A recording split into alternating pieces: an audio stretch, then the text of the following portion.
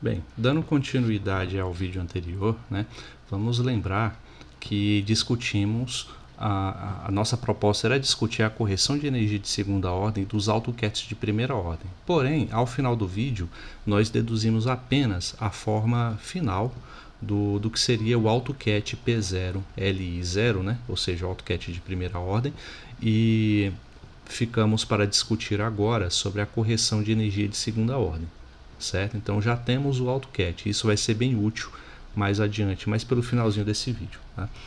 Então, primeiro, para início de conversa, a gente pode fazer a mesma abordagem que fizemos no caso não degenerado, né? E postular o seguinte, já tinha escrito aqui, ó, vamos fazer a nossa discussão sobre alto-valores de energia e vamos postular que o bracket L0L é igual a 1, ou seja, o L0 que é corresponde aí ao subespaço dos CADs degenerados, né? Porém não necessariamente da mesma ordem lá dos CADs Ns, né, que a gente já trabalhou anteriormente, e fazendo aí um bracket, um produto interno com os CADs do espaço não degenerado L, né? E vamos dizer que esse produto interno resulta em 1, por questão de conveniência, né? E também por um aprofundamento que a gente já idealizou antes ao falar da teoria de perturbação degenerada. Tá? Então, não vou repetir a mesma argumentação, mas vamos ver que construindo as coisas dessa maneira, elas fazem sentido no final. Beleza? Então, como a nossa proposta é discutir os altos valores de energia, né, é útil a gente utilizar a definição anterior de desvio de energia ΔL, né, que é dado como a energia a energia EL menos a energia EL0. Né? Isso pode ser colocado em termos da notação de Brasicats como sendo lambda L0 VL, né? Que por sua vez pode ser expandido, né, em termos da ordem de lambda, né, em relação a cada um desses fatores, né? Ou seja, se a gente fizer uma expansão de L, né, e considerar o seguinte, ó, lambda, o Bra L0, V, aí façamos agora uma expansão do cat L, ou seja, vai ser o L0, né, somado com lambda L1 e assim sucessivamente. Né? Não precisamos mais do que a primeira ordem nesse exemplo. Né? Por que não? Porque quando esse lambda aqui multiplicar com esse de fora, já teremos a energia expandida até a segunda ordem de lambda. Né? Então, fazendo as coisas dessa maneira, a gente obtém que o ΔL vai ser igual a lambda, o elemento de matriz L0V L0, né, mais o lambda com lambda vai ser lambda ao quadrado, L0V L1, e os termos de ordem mais alta que lambda, que não nos interessa no momento. Né? Então, sabendo que esse L0V L0, né, ele corresponde ao, podemos colocar como ΔL, né, de primeira ordem, e esse outro termo que está acompanhado de lambda ao quadrado ao ΔL de segunda ordem. Tá? Beleza, então fazendo essas considerações, vamos agora rever aquela equação de Schrödinger que escrevemos em termos dos projetores P0 e P1. Né? Lembrando que ao escrever a equação em termos desses projetores, obtivemos assim duas equações distintas. Né? A primeira era 0 igual a E menos ED0, né? Menos lambda P0V aplicado aí no cat P0L menos lambda P0VP1 também aplicado no cat L. Né? E a segunda A segunda equação tem uma forma parecida com essa. Essa primeira foi quando a gente pegou a equação de Schrödinger, né, só retrocedendo um pouco o argumento, e aplicamos esse projetor P0 pela esquerda. Obtivemos isso. Tá? E isso aconteceu logo depois que eu discuti sobre as propriedades dos projetores P0 e P1. Tá? Se tiver em dúvida, dê uma recapitulada nessa parte, beleza? E a segunda equação foi como pegamos a equação de Schrödinger e aplicamos o projetor P1 também pela esquerda e obtivemos o lambda P1V P0 L mais E menos H0 menos lambda P1V P1L. Tá? Beleza, então temos aí essas duas formas da equação de Schrödinger escritas em termos dos projetores P0 e P1, né? E o que podemos fazer agora no momento para continuar a nossa discussão é pegar essa primeira equação, vou escrever aqui do lado, né? Então vamos pegar essa equação e aplicar o BRA L0 pela esquerda. Né? Ela está igualada a zero. Né? Então, está tudo isso aqui multiplicado pelo BRA L0. Né? Então, deixa eu só melhorar essa anotação aqui. Então, temos todo esse termo. Né? Multiplicado pelo BRA L0. Certo? Então, com isso, a gente pode obter, vamos colocar, deixa-me ver, três. Podemos obter três termos escritos em função de um ket L0, de um BRA L0 e de um ket L. Né? Como a gente pode fazer isso? Primeiro termo seria L0 multiplicado por E menos ED0, eu vou encarar essa diferença aqui como um termo só, certo? Um termo só sobre o qual está aplicado esse P0 aqui, ó. P0L. Né? Então, tinha um professor que usava a expressão de sanduichar, né? Ou seja, você coloca dois termos entre esse BRA e esse ket. Tá? Então, o que aparece aqui no meio está sendo sanduichado por esses termos. Né? Eu achei um tanto jocosa a expressão, mas assim, não deixa de expressar o que de fato está acontecendo, pelo menos visualmente. Né? O segundo termo vai ser o lambda, que a gente pode deixar do lado de fora, né, por ser um coeficiente. Colocar aqui L0, P0V, P0L, né? E o outro termo, também o lambda, a gente pode novamente deixar do lado de fora e colocar como L0, P0V, P1L. Né? Tudo isso igual a zero. Veja que temos dois termos negativos e um positivo, né? E tudo isso igualado a zero. A gente pode melhorar um pouco essa expressão se fizermos o seguinte: pegarmos tudo isso aqui que está igualado a zero e colocar lá do outro lado da expressão, aí fica tudo positivo. Né? Então, na prática significa o seguinte: pegar esse sinal de igualdade e colocar ele aqui, e aqui vai ficar como uma soma, certo? Beleza, então como que a gente prossegue? Né? Lembrem que P0 mais P1 é igual a 1. Né? Essa propriedade ela é muito importante nesse tópico do estudo. Você já viu a quantidade de vezes que a gente já utilizou. Né? Então, significa que P0 pode ser escrito como 1 menos P1. Né?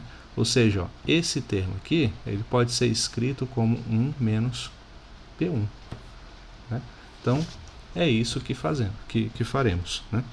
Vamos escrever assim, ó, L0 E menos ED0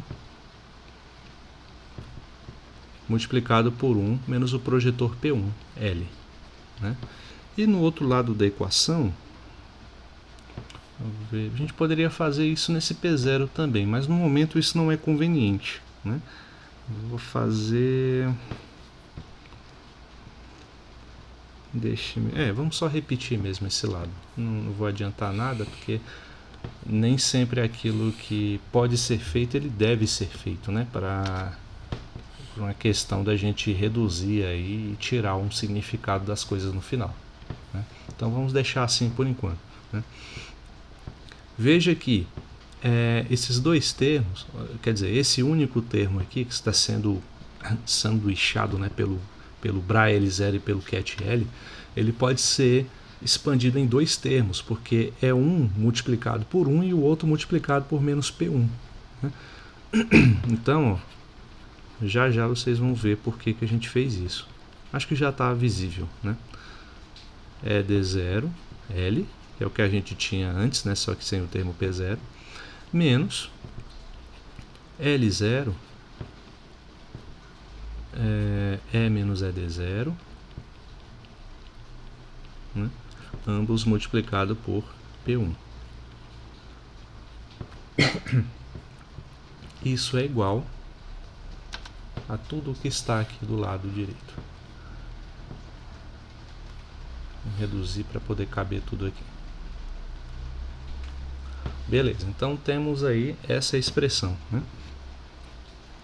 Porém, né, o que acontece aqui, ó, com essa equação especificamente, né, com essa daqui, ó. Mais específico ainda, o que acontece com esse cat P1L, né? Já fizemos essa discussão anterior e isso aqui zera, né? Portanto, todo esse termo aqui ele vai zerar, tá? Mas como, né, que isso acontece? Vamos fazer novamente essa discussão, até porque ela é rápida e bastante instrutiva, né? Então, lembrando,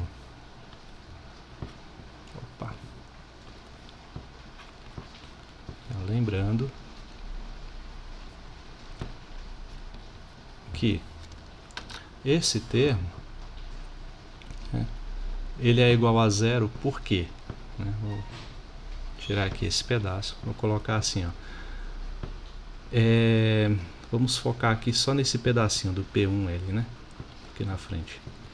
Então, P1L, né, ele pode ser escrito como o somatório de K0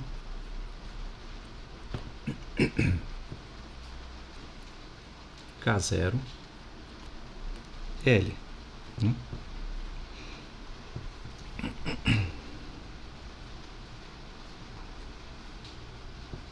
Não.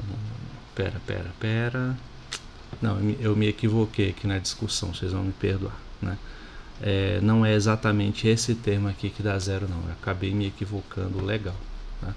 Mas assim, é simples, tá? É porque isso aqui eu posso reescrever da seguinte maneira, ó, L0, né?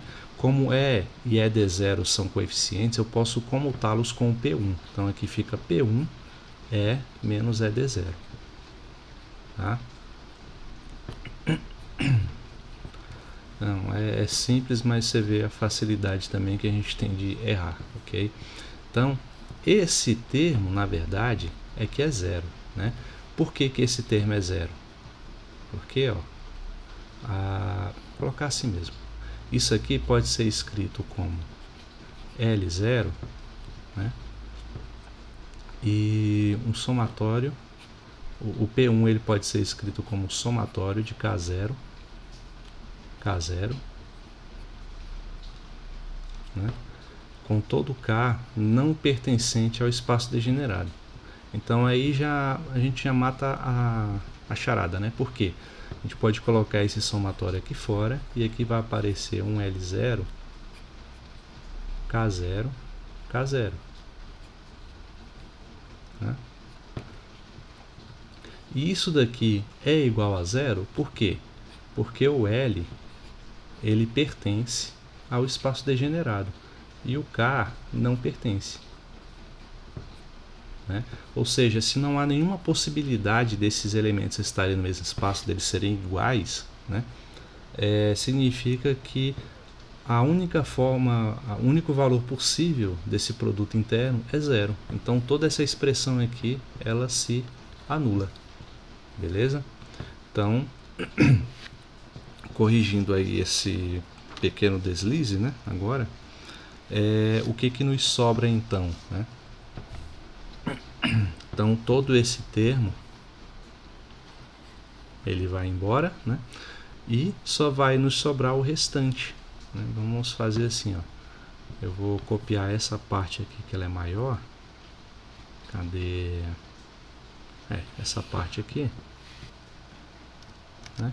E vamos escrever o restante. Portanto, né? Então vamos ter L0 E menos ED0L. L0 E menos ED0, né? L. E isso vai ser igual a tudo que estava lá do lado direito, que a gente não mexeu até agora. Certo? Acontece que esse termo que a gente chamou aí de L0, E menos ED0L, a gente pode simplificar, né, tudo isso aqui e chamar apenas de ΔL. Né? Foi o que a gente fez lá no começo. Né? Aqui, ó. ΔL é L menos EL0. No que a gente está trabalhando aqui de forma mais geral, E menos ED0. Tá? E que a gente pode escrever dessa maneira. Então, tudo isso aí a gente pode colocar, pode escrever como ΔL. Né?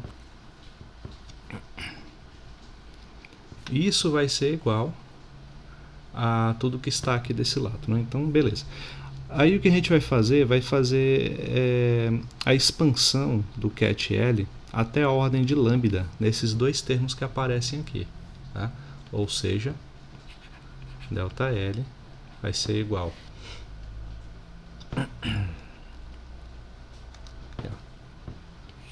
a esse termo, só que a gente vai fazer a expansão em L dele, né?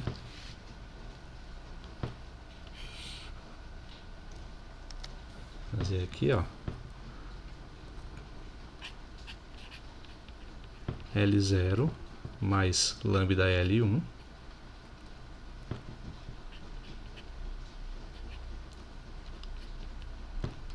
tá?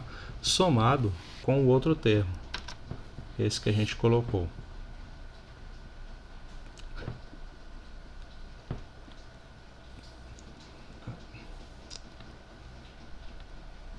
Aqui, né?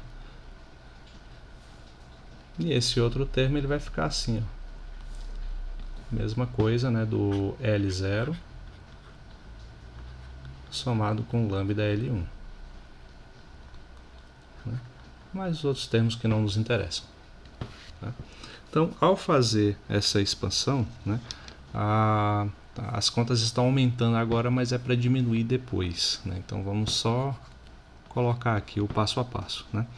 Então, primeiro, vai ser lambda L0, P0, P0, L0.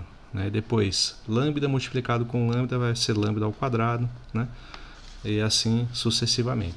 Então, ó, veja que teremos dois termos que dependem de lambda, né? É esse primeiro aqui, né?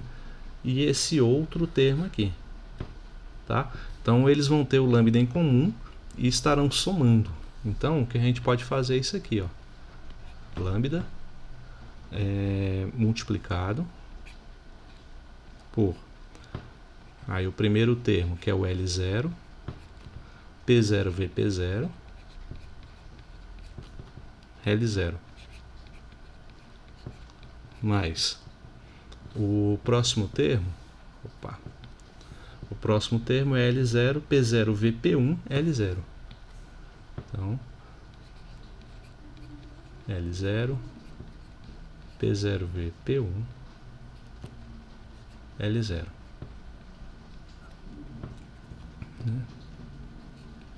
Mais o segundo termo, que depende de lambda, né, vai ser quando esse lambda multiplicar por esse daqui, vai ficar lambda ao quadrado, né, E vamos ter então lambda ao quadrado, L0, P0, VP0, L1. E a mesma coisa no outro termo. Tá? Então, com isso a gente pode colocar o lambda ao quadrado em evidência. Vou até colocar aqui embaixo, né? E vamos ter L0, P0, P0, VP0, L1, mais o outro termo, L0, P0, VP1,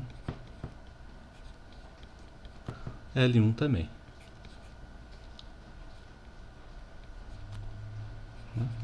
Mais os outros termos com ordem maior, né? De ordem de lambda maior igual a 3. Né? Porém, beleza, a expressão ficou bem maior. Então, por que pegamos uma expressão menor e transformamos ela em algo maior? Né? Não há nenhuma beleza estética e nem finalidade prática em fazer algo assim, a não ser que a gente queira fazer alguns cancelamentos. Tá? E é justamente esse o motivo aqui. Ó. Vamos colocar assim, ó, isso aqui aumentou, mas já vimos que quando a gente pega o P0 e aplica em L0, isso aqui é simplesmente o ket L0. Tá? Já fizemos essa discussão anteriormente. Né?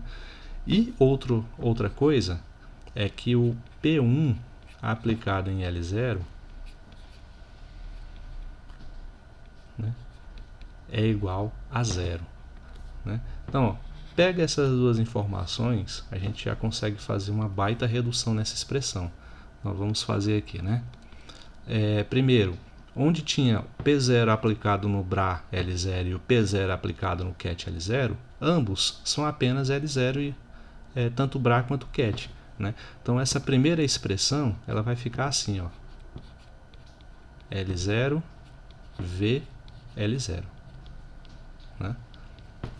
E nessa segunda expressão ela cancela. P1 aplicado em L0, isso aqui zera. Né? Vamos pegar logo, ver se tem outro termo desse. Não tem, né?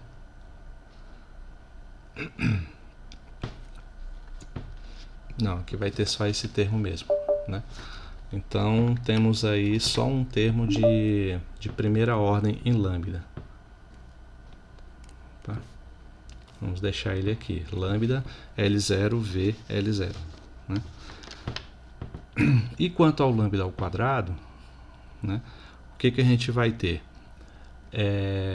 Bom, já vimos que P0 aqui, ó, aplicado no BRA L0 vai ficar apenas o BRA L0. Então esse primeiro termo vai ficar assim, ó, L0, esquece esse P0 que está aqui, então fica V, P0, L1. Né? E o segundo termo, de novo, ó, a mesma situação ocorrendo aqui. Né? Então, vamos escrever como apenas o BRA L0, V, P1, L1. Tá? E mais os outros termos em lambda que não nos interessam. Ok? Beleza, mas dá para reduzir ainda mais, né, essa expressão? Né? A verdade é que dá. Né? Porque olha só, vou colocar aqui uma observação. Né? Note que quem é P0, né, é L1. A gente já calculou isso antes, e inclusive para qualquer I, né, pertencente a esses espaços aí dos L1s. Né? Isso aqui nada mais é do que lambda somatório, colocar aqui na expressão mais reduzida possível, tá? Que é o VJ menos VI, VLK. Deixa eu ver como é que eu vou fazer. Colocar assim mesmo, VLK multiplicado por 1 sobre aqui, ó, ED0 menos EK0. Né? Multiplicado aqui em cima por VKL. Eu queria reescrever porque tem uma coisa, né? Quando você pega VLK e multiplica por VKL, você pode chamar isso aqui de módulo de VLK. ao quadrado. Tá? Eu não fiz isso, mas enfim, a gente pode fazer. Okay? Só vou deixar assim porque foi dessa forma que eu escrevi na primeira vez que a gente deduziu. Escrito em termos de um P0 LJ. Né? Isso para todo J diferente de I e todo K que não pertence ao espaço espaço degenerado do sistema. Né? Então, fazendo essa observação, né, por que é importante a gente ver isso aí? Ó? Porque tem um P0 L1 aqui. Tá? Mas, o que quer dizer então o L0V P0L1? Né? Como esse P0L1 ele depende de um lambda, ele tem um lambda aqui, ó, bem na frente, significa que quando eu pegar esse lambda ao quadrado e multiplicar por esse, eu vou ter um termo de ordem ao cubo, que é um termo que não nos interessa. Tá? Ou seja, esse termo aqui, todo esse termo aqui, não é que ele vai zerar, acontece que ele não oferece nenhuma contribuição para a correção de energia em segunda ordem. Né? Já esse outro termo aqui, ele oferece essa contribuição. Né? Por quê? Vou colocar a discussão aqui no outro quadro. Que o termo do P1, L1, também é um cálculo que a gente já fez, né? Ele é o somatório dos Ks que não pertencem a D, né? De K0, né? VKL, ED0 menos EK0. Veja que não tem nenhum termo lambda de qualquer ordem nesse ket P1L1. Tá? Não tem. Então, esse termo aqui sim, ele oferece uma contribuição de segunda ordem quando for multiplicado por esse lambda ao quadrado. Né? Portanto, né, a gente pode completar assim, ó, portanto,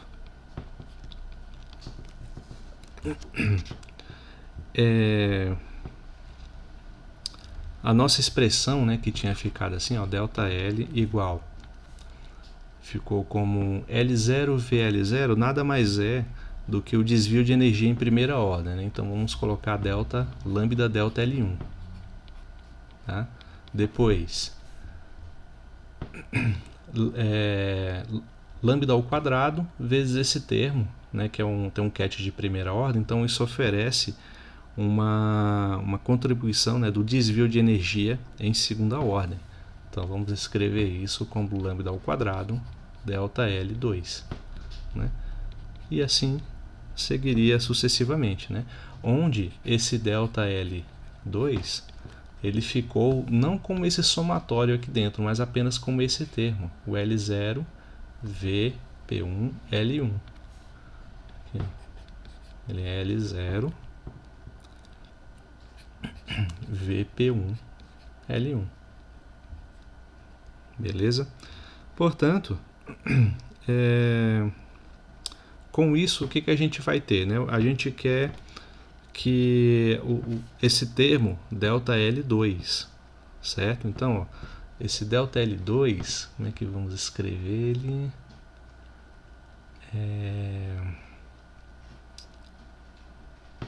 Vamos escrever ele assim, ó. ΔL2, porque é a correção de energia em segunda ordem que nos interessa, né? Então é esse termo aqui que a gente objetivou chegar no final, né? Então ele vai ser, como é que eu vou colocar isso? Então P1 VK1. Tá, vamos fazer assim, vamos ir abrindo aos poucos para ver como a expressão vai ficar. L0, V. Quem é o P1? O P1 é o somatório em todo K que não pertence a D, né? De K0. K0.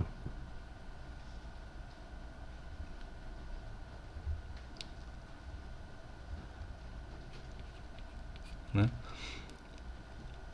Isso aplicado em L1.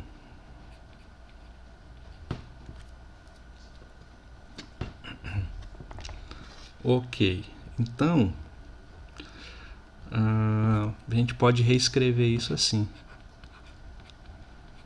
né? Ó, veja que temos L0, K0, né? Então podemos, primeiro de tudo, né, colocar aqui o somatório do lado de fora para não prejudicar a nossa visualização das propriedades que estão dentro, né? Então aqui vai ficar L0, V, K0, né? Depois temos o que? Isso aqui... Ó, o P1L1, né? P1... Não. Esquece aqui essa abordagem, isso aqui vai ficar mais complicado, né? Então a ideia é ir errando e aprendendo, né? Então vamos fazendo assim, ó, delta L2, né? Vamos utilizar isso aqui, ó, que a gente já tem, fica muito mais fácil, né? Porque olha só como fica a nossa expressão, que chegamos aqui para o desvio de energia em segunda ordem, obtivemos L0, V. Quem é P1L1? P1L1 é simplesmente o somatório em K0, K0, VKL, né? Tudo isso dividido por ED0 menos EK0, né? Para todo K que não pertence a D, certo? Porém, como que fica melhor para a gente visualizar isso? Fica melhor tirando o somatório,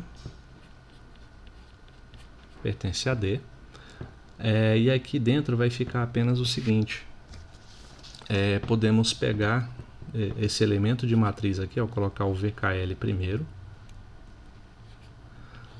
o seu denominador, que é a diferença de energia em ordem 0, né? É D0 menos EK0, né? E vai aparecer esse elemento aqui, ó, L0, VK0, né? E no final de tudo, não, L0, VK0, não, de fato, é só isso aqui mesmo, né? Acontece que esse termo aqui, ele nada mais é do que o VLK, né? Aí entra aquilo que eu mencionei antes no vídeo, né? VLK, né? Acontece que quando eu tenho VKL multiplicado por VLK, isso aqui é igual ao módulo ao quadrado de VKL, tá? Portanto, o desvio de energia em segunda ordem vai ficar como o somatório dos Ks que não pertencem ao espaço degenerado do módulo de VKL ao quadrado, né, dividido pelo desvio da energia, né, em ordem 0. Não é o desvio, não é bem o desvio de energia, é só essa diferença aqui mesmo, né? Então, essa é a expressão que era o objetivo aqui desse vídeo, chegar no desvio de energia de ordem 2, né? Então, quando tivermos um problema falando calcule o desvio de segunda ordem de tal, é essa expressão que ele está pedindo para a gente aplicar, beleza?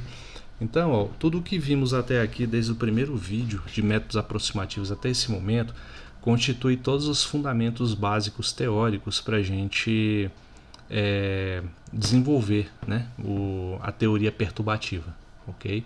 É claro que a gente ainda vai falar de um outro método, né, que é o da... que é o mesmo nome?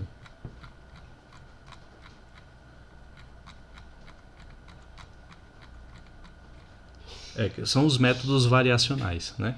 Porém, antes disso, a gente vai ver algumas aplicações, né? No próximo vídeo vamos falar aí do efeito Stark linear aplicado ao átomo de hidrogênio, que constitui uma aplicação direta dessa teoria, né? E depois dos hidrogenoides, beleza?